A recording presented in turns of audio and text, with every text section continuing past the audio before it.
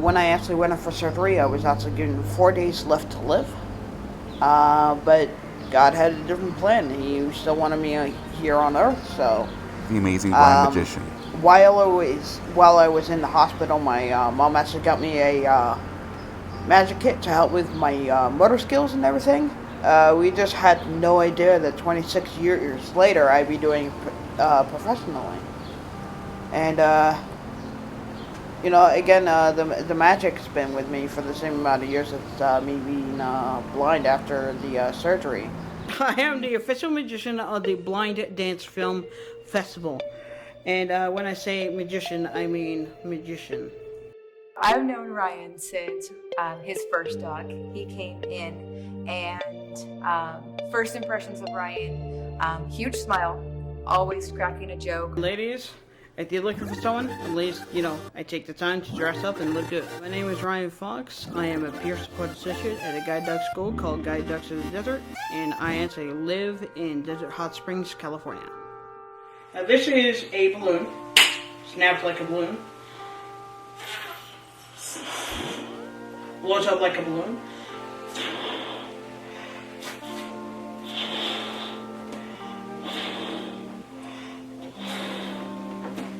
You can buy these pretty much anywhere. You can actually go to the dollar store and buy them for about $5. So we actually have the iPhone 12. We actually have the balloon. Watch. There. Not only is the phone inside the balloon, but now it comes in this neat little carrying case.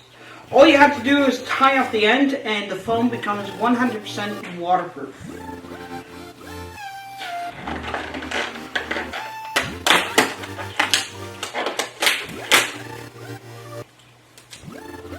And there we have the phone. As a kid, being told that I had a brain tumor, I honestly didn't really process straight away because I didn't know what a brain tumor was. Up until the point that I'm actually starting to begin... Well, I mean, obviously I had to go in for surgery. That was a scary point, especially being told I only have 4 days left to live. I mean, how it actually started, I was actually... my mom did everything she could to try to figure out why I was sick, why I was having all these symptoms when my vitals came up pretty much normal. We actually had a family friend that said, let my husband look at him over the weekend and see what he can do. So I actually spent a few nights at his place with his kids, and everything was normal. And it wasn't until he woke up at 2 o'clock in the morning for him to realize that it's a brain tumor. So he actually organized the next day for me to have an MRI scan, and sure enough, when I go in for the MRI, there's a grapefruit-sized brain tumor right on my brainstem. So, because I had to go in for the operation, and with the treatment after that, with the chemotherapy, the radiation, and so on and so forth, when I started feeling all the pain and everything from that, and just how miserable I was, that's when it really dawned on me how bad this is. It was not a fun ride. I mean, the fact that I have no hair on my head is actually a result of the radiation. The radiation actually has killed most of my hair follicles, so with what hair does grow in, it grows in weird patches. So instead of having people make fun of me because of the weird patches on my head, I just shave. How long did it take you to learn to navigate around this new apartment, Ryan? So, yeah, I mean, it didn't take too long. It's a very small apartment complex. So most of the rooms here are apartments. The laundry is actually all the way at the far end, and it's the very last door. That's on the left when I walk out. So it's pretty simple. I'm still trying to navigate at least around with the buses and everything. So I'm still taking O&M lessons right now. What is O&M? O&M is orientation and mobility, which is basically the skill that you need to have when you are blind and visually impaired. It is the way for a blind person to actually navigate from point A to point B independently by yourself without the reliance of other people. I love it. Yeah. You're obviously good at it. Let's see the kitchen. All right, yeah. You gotta eat this food. By the way, you're gonna have to check out the carpet with your camera. Yeah. She's about 4 years, almost 4 years old. Yeah, no jumping. Hey, sweet girl. She's a guide dog, huh? Yeah, she is my guide dog, and she makes my life a lot easier. And she and I have been partners for over a year. By the way, I don't know if you've seen my shirt. What does it say? Keep staring, I might do it shirt. Oh my gosh. That's pretty hilarious. Would it be possible for you to do one magic trick? Absolutely. I don't mean to be greedy or anything, but it's been too damn long. That's totally fine. Alright, so what I'm actually going to show you is a vanish and reproduction coin routine right now. Alright, so basically you have the coin and you just take it into your hand and it actually will vanish. But Whoa. if you look by your elbow, that's where the coin is. So that's coin number 1. I get chills. Coin number 2 will actually sit in the palm of my hand. I will Yeah. actually just drop that into my hand right here. But still, if you actually just give it a little squeeze, it will actually vanish. But if you actually rub the back of your hand and snap your fingers, then it will come back. Woo! Wow. That is coin number 2. Coin number 3, in my opinion, is actually the best coin of all time because of the fact that I actually hold it at my fingertips. You can see that. It's right at my fingertips. You can see there's nothing in the palm of my hand here. There's nothing in the palm of my hand here. So basically, you just have the one coin. But it still doesn't explain how the second coin actually comes out of nowhere. Wow. But the thing is, you have the 2 coins. You can see them right there. Okay? Perfect. I'm actually going to take that one coin just to show you. Place it away in my hand. Still doesn't explain how the other one actually vanishes. Also, if you want to look at the card right here. Okay?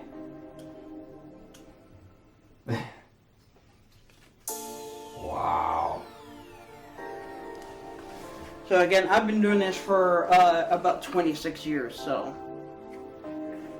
it's stuff that I do for entertainment.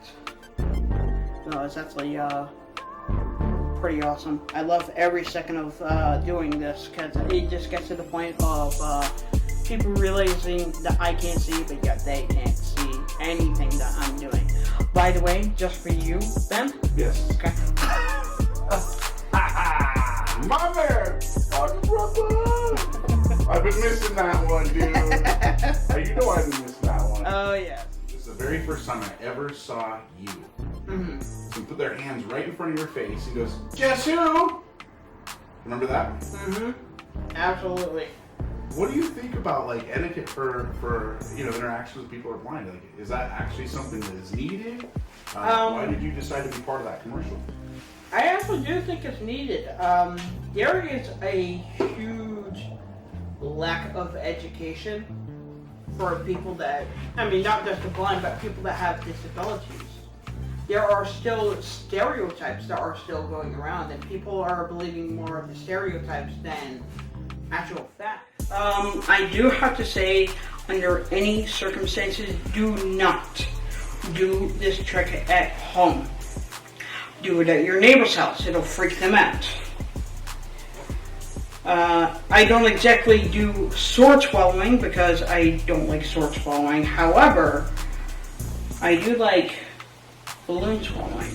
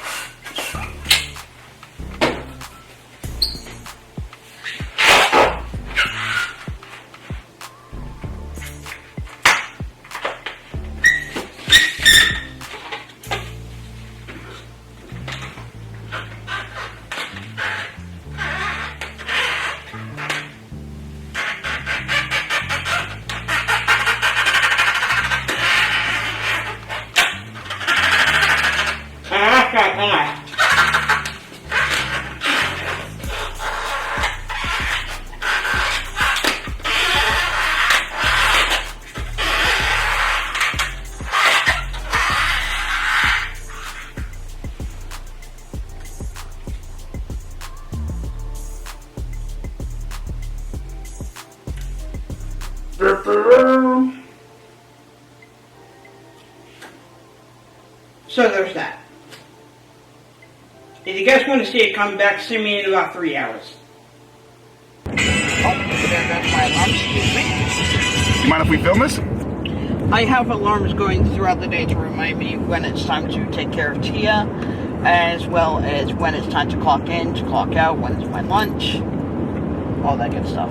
What was that alarm for there? That alarm right there was to alert me that lunchtime is over. But yeah, it wasn't until I had the chemotherapy and radiation for me to realize that this is bad. Because I mean, even as a child, I actually had a therapist while I was going through all the treatment and everything, and even he was asking, you know, how do you feel? And even as a child, I wanted to kill myself because I was in so much pain. At what age? 9. God bless you, Ryan Fox. I'm glad you're here. No, I'm glad I'm alive. God has allowed me to live another day, and now I'm about to make it everyone's problem. Magically so, right? Magically so, yes. You are all my guinea pigs. Well, I am a filming maniac. Wow, Ryan from Zion. Is there a zoom button? Oh, here it is. Yeah, there it is. Ryan There films we a sign that says, Guide Dogs of the Desert. So can you actually see the sign through the frame, Brian? Do you have it Yes, in? I can. I got the whole thing. Yeah, basically there we breed our own dogs. Those dogs, when they're about 5 to 6 months old, will go off to a foster family, which is just a volunteer family. For a year and a half, they will undergo basic training as well as exposure to public. They can't go in places of business, but they can be exposed on the outside. Because technically they are dogs in training, they are not service dogs yet. However, it is different in Arizona. They can go in places of business. Here in California, they cannot. But after a year and a half of basic training with the foster family, they come back here and they undergo 6 months worth of training to become a fully fledged guide dog. After they have finished their training, then we actually match them up with a client, and we match them up not only for you know what their needs are and everything, but we try to match the dogs up with the client personality-wise, so that way it's a better and stronger fit. Being here at Guide Dogs of the Desert has been very interesting to me because it's like I know half of the staff already, so it's just kind of like, you know, not only seeing Jennifer once a year, now I get to see her almost every day. My first name is Jennifer, last name is Heggie, H-E-G-G-I-E. I'm the Director of Development here at Guide Dogs of the Desert. So Ryan hit the ground running. You would have thought that Ryan worked at Guide Dogs of the Desert for 10 years, not 10 days. Well, my title is Peer Support Associate. So basically, my main focus is working with all of our school's alumni, our graduates. So if they have any questions, if they have any concerns, they feel free to give me a call. I'm Michael Anapadilla. I'm the Director of Training here at Guide Dogs of the Desert. And who do you have with you today? Which one? This? Everyone. Who do you have with us today? This is Brian Fox, our amazing peer support associate. His beautiful girl Tia. And then this right here is Alex. Alex is our Dean of Canine Studies. So he is actually a guide dog dropout who now runs the show. Maybe it's because he was a student and a graduate here at Guide Dogs of the Desert that he's so comfortable. But what the staff has really enjoyed is that he just fit right in and was able to start the process of his job and start the process of networking right away, which is so nice because when people move to the desert from out of town, you know, they have to get familiar with new surroundings, new folks, new territory. And Ryan seemed to be like he lived here all along, so it's great. Having a cane is great, but it certainly has its limitations. Whereas guide dogs, when they're very well trained, as most of the dogs are when they graduate the program here, that limitation of bumping into things pretty much goes away. Dogs do tend to make mistakes, but you just correct them, and then after a while they'll be like, "Oh, okay, so I'm supposed to stop here," and everything. But with Sinbad, he was he was exactly the thing that I needed, and to be able to share that in the magazine was wonderful. Unfortunately, we lost Sinbad, which was devastating to all of us. And so we knew we had some big shoes to fill. Sinbad was an amazing dog. And this little girl came into training, and she was perfect. She was just the sweetest thing. And one of the things that I really liked was that she had a lot of similar qualities that we liked about Sinbad for Ryan, but also it was a little different, right? Sinbad was this very large and in charge, sweet male, and then we give him this little petite little female. So that there was so many things that was right about the match, but so many things that were not exactly the same. So there wasn't that comparison. It was very clear that this isn't Sinbad, but this is a new chapter in Ryan's life. Sinbad was by far the best guide dog I've ever had. The bond between me and him was irreplaceable. He allowed me to not only broaden my horizon in general, but he's actually the one that actually gave me the confidence to do things that I never could do before, such as being able to fly by myself. Usually I fly with somebody else because they know how to get from point A to point B to the airport.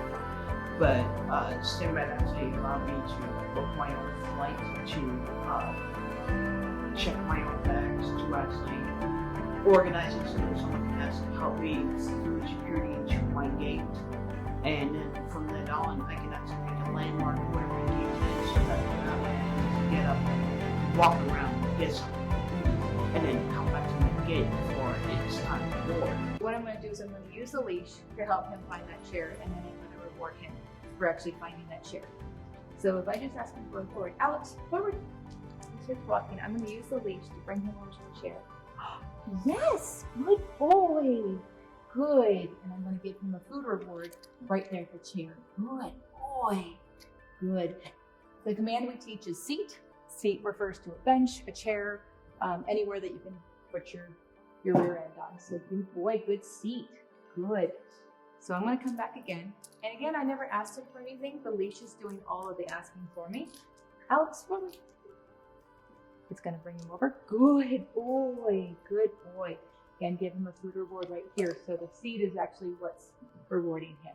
This is Tim. He is actually my manager. He is the head of the administration department. What's interesting about our particular team, which is the student services team, is that we kind of focus more on the human part of the guide dog team, where everybody else here basically has eyes on the dogs.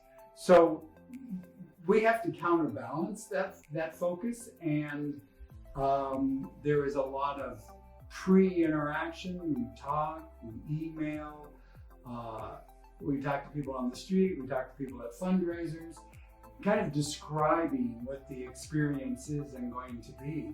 I mean, we all know about dogs, and we all kind of go weak in the knees when we see a dog, but a guide dog team is really so much different than a pet and a master. It's really an equal parts human and an equal parts dog, and each side really has to be on board with their skills, have a foundation of skills, and then are matched together so that they can then together be super team. So now that I've actually started using that word seat, now I can actually ask him, just find the seat. And this is, the find behavior is something that he's already established. He already knows how to find an escalator. He already knows how to find a door. So all I'm doing is adding that find command in addition to the seat. So it's Alex, find a seat. Good boy, very, very nice. Very good. So then he starts going there. And then going from there, we need to actually progress it to the point where I'm not reacting immediately, because as a blind person, just because he stops doesn't mean I automatically know that there's a seat there. So then I need to get him to understand that, okay, hold your position and wait till, this bumbling human actually finds it. You have to understand that these are dogs. They're not GPS machines. They are not a well-oiled robot that's programmed with everything that you need. They're dogs. They're very well-trained dogs.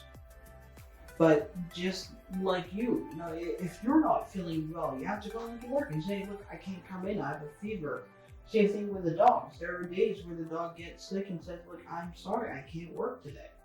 So you have to resort to using your cane and using the skills that you had with your cane beforehand. But still those skills correspond to using the dog. So come on, Alex. Want to find me again?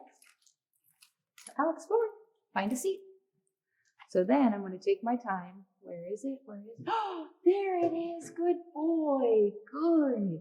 And so that reward is still coming, but that reward is delayed until I can actually locate it myself. Good boy. I know I have to drop the crumb. I dropped the crumb. That's it.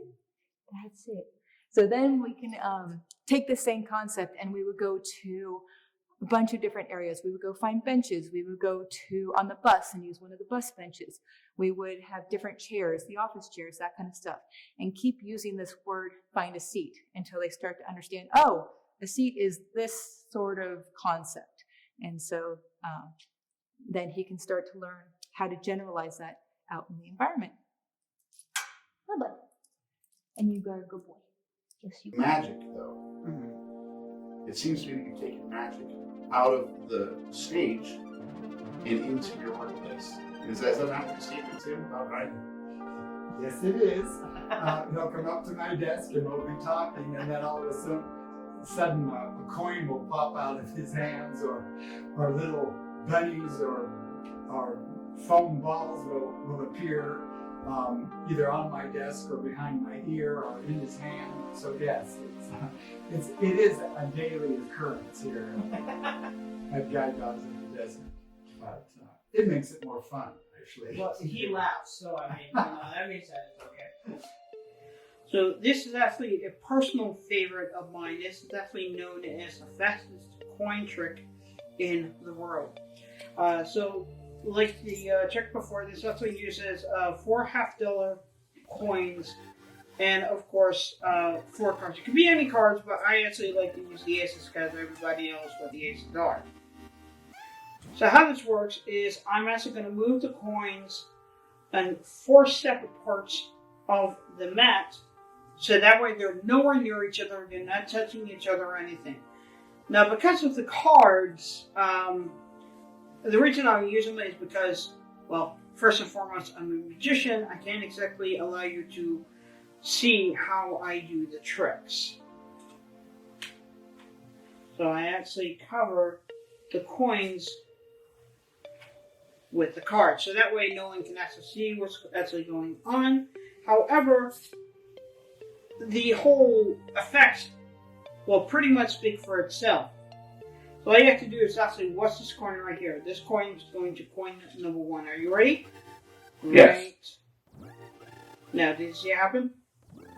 No, it's because it didn't happen. No, if it was actually going to happen, it would actually look a little bit more like that. That's coin number 1. We actually have coin number 1. That was coin number 2 going over to coin number 1. Now we have coin number 3 going over to coin number 1, just like that. And then, of course, coin number 4 over to coin number 1. That would be like that, and that is the fastest coin trick in the world. For the future with me, I would actually like to work for Guide Dogs in the Desert for quite a few years, helping out as much as I can.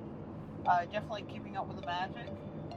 But one day, which I've tried to do several times, but it hasn't worked out yet, is trying out for America's Got Talent, and hopefully winning America's Got Talent. And with winning the money, I'm just going to use that to buy myself a house, get myself some solar panels on the house so that electricity is low, paying off the house so I don't need to worry about mortgage, and All I need to worry about is just paying the very low bill of electricity as well as the very low bill of water. So, and just living my life at that point and living in a good area so that I have all the modes of transportation and mobility I need in order to live my life. Perfect. So I have another volunteer here. Give it up for Ben. Voila!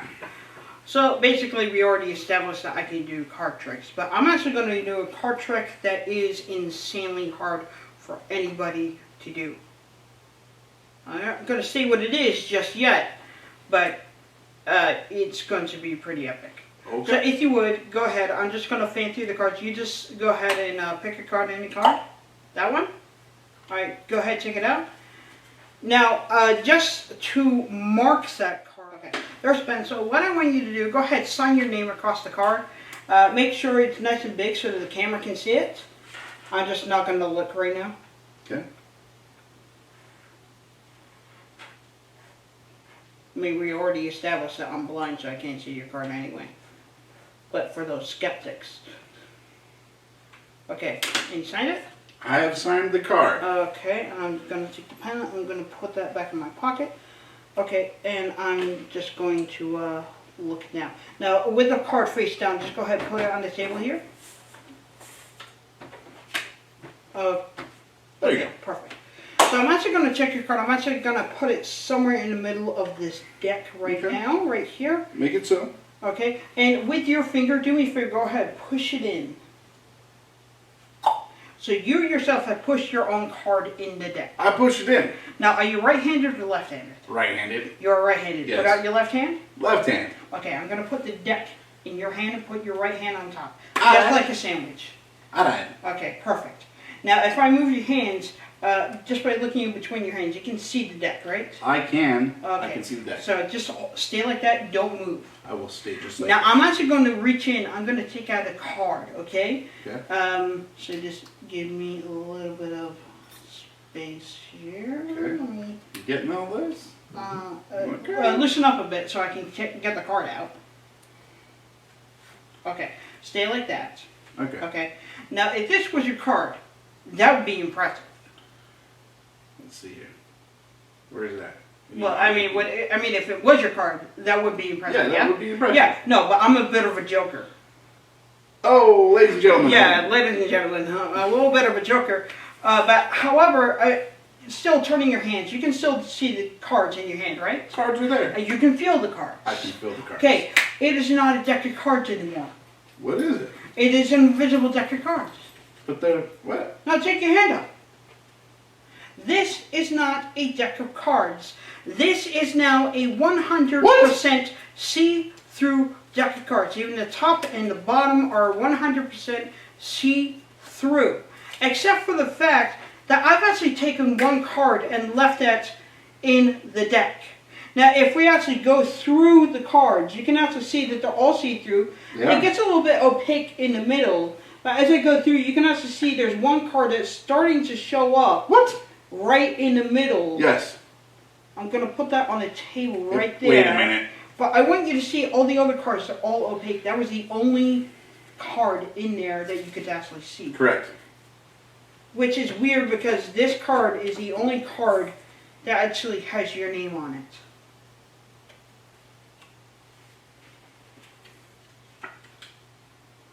That's my name. That's my card.